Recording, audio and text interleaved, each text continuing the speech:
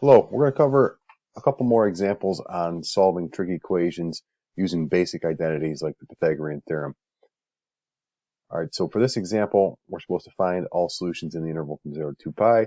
All right, this is a homework question, and you can put your answers in either an exact form or rounded to 2 decimal places. All right, so for this one, as we've seen in some prior examples, we've got sine squared, and we have a cosine to the first power term. So the idea here is we're going to replace sine squared with 1 minus cosine squared as done in red there. So we have 6 times, and we use parentheses here to be careful with this. We need to then distribute the 6 through the parentheses after we replace sine squared by 1 minus cosine squared. Now, when we look at that quadratic type equation, we can combine a couple like terms here.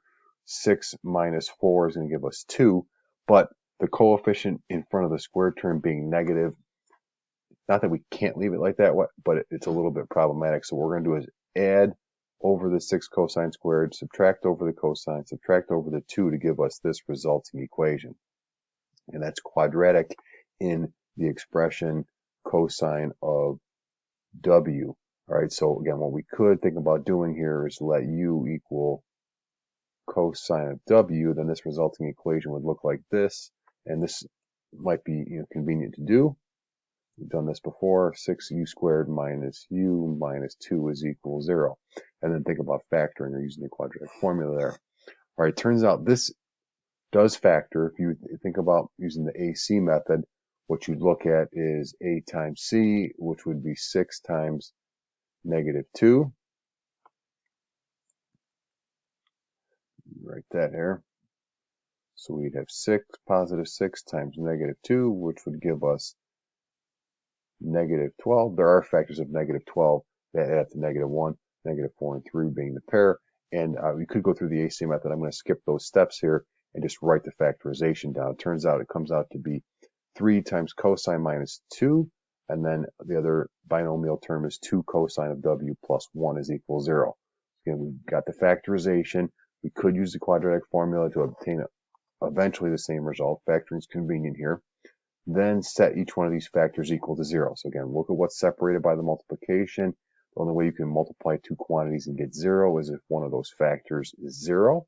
So we get 3 cosine of w minus 2 equals 0, 2 cosine plus w plus 1 equals 0, and then we would solve those resulting linear equations in cosine of w. All right, that gets us to, by adding 2 to both sides and then dividing by 3 on the left, subtracting 1 and dividing by 2 on the right, we get these two separate equations. Cosine of w is 2/3. Cosine of w is equal to negative 1/2.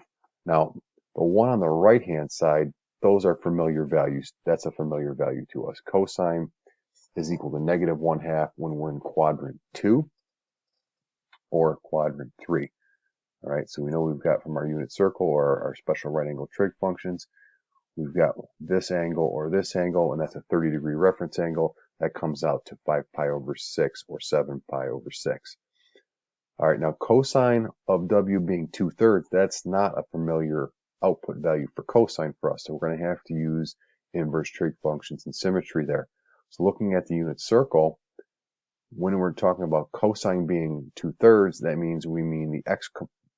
We want to know what angles have their x coordinate have the terminal side of their angles, x coordinate, intersecting at x equals 2/3 on the x-axis. And there's two angles, one in quadrant 3, one in quadrant 1 and one in quadrant 4 as drawn here. The first one listed is in quadrant 1 is inverse cosine of 2/3. And if you use a calculator to compute that, it turns out that comes out to approximately 0.841 1. All right, I'm just going to round up to 4 decimal places. We can go down further if we need to. All right, now the other one, all right, so that's the first angle. That's what the inverse trig function gets us. Now, that angle is certainly the same, but dropped clockwise to this angle here. So if we really want to come up with the positive angle, going from the positive x-axis around, what we should do is 2 pi minus that result.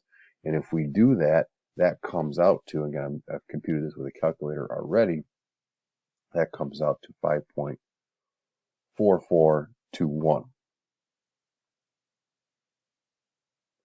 All right, so those are our other two solutions. So for that, you have to use inverse trig functions. There's no getting around it for this example.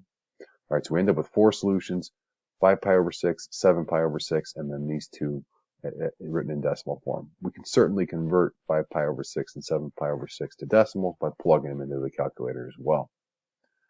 All right, I'm going to do one more example in this video, and that's this example here. So we got sine squared is equal to -3 cosine. So again, the idea here is you can exchange a sine squared for 1 minus cosine of x squared to get the resulting equation, the resulting equivalent equation, all right, which is done below here. Now again, we like to keep the coefficient in front of the cosine squared term positive, so let's add that cosine squared, subtract 1 from both sides here, which results in the following equation. 0 is equal cosine squared minus 3 cosine minus 1. Always want to write it in descending order for either factoring purposes or for using the quadratic formula. So we want the squared term, then the linear term, and the constant term. Again, we could think about this as by letting u equal cosine of x, u squared minus 3u minus 1 is equal 0. All right, so sometimes we'll have a quadratic type equation in terms of cosine, sometimes we'll have a quadratic type equation in terms of sine. All right, now this one does not factor. We have to use the quadratic formula here. All right, so what we're going to do now is just substitute in our coefficients, right? So we're going to put in our coefficient of x squared, which is 1, our coefficient of, for a, our coefficient of the linear term, which is -3, and our constant term, which is -1, into the quadratic formula. So cosine of x is the unknown. All right, that's what's being squared in this quadratic formula, not x, cosine of x. So that's going to equal -b plus or minus the square root of b squared minus 4ac times a times c, all divided by 2a. Now when we go through, we're going to plug our numbers in. So we're going to replace in the parentheses here -3 for b, 1 for a, and -1 for c. And then just simplify that result. So again, our coefficients are going into the quadratic formula.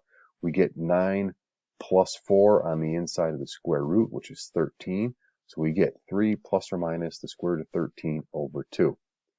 At this point, we want to split that up into two separate statements, one with a plus sign, one with a minus sign. Done below here. We got cosine of x is equal 3 minus the square root of 13 over 2, and 3 plus the square root of 13 over 2. Now, to solve that, that's not a familiar value, so once again, we have to use inverse trig functions. Now, this first, this one on the left-hand side of the equal sign comes out to, again, using a calculator here, we're going to get, for this one, 1.8. Again, be careful when you plug this in. You get 1.878. I'll go 84 to 4 decimal places. Make sure when you're plugging this into a calculator, you use parentheses around the numerator, right? If you're plugging that all in at one time there inside of a calculator. All right, and then using some similar symmetry that we've seen before, if that's one solution for this for cosine, all right, then 2 minus that same decimal result will also result in another solution. All right, so for cosine, we're going to do 2 minus. For sine, depending on what quadrant we're in, we're going to have to do something a little bit different. So in this case, we get 4.4048 radians. All right, so those are two of our solutions, and it turns out for this one, they're the only two answers. If you go to plug this into a calculator, you're going to see that you get an error coming out of this. All right, why does that give us an error? Well, if we do 3 plus the square root of 13 on a calculator, let's just check that out for a second. If we do that, we get that this decimal here is approximately equal to 3.3028. All right, there's more decimals there. It's impossible for cosine of any angle to be over 1. all right, greater than 1 or less than -1. It's always got to be between -1 and 1. So this is outside the domain for inverse cosine, so we get an error. All right, so these are not solutions here. So it turns out we only get 2 answers or 2 solutions for this particular equation. So we've got to be careful with that. We've got to be aware of when the inverse trig functions are defined. They're only making sense when the number inside the trig function or the inverse trig function is less than 1 in magnitude. That doesn't happen for the thing on the right side of the screen here. All right, that's it for this video.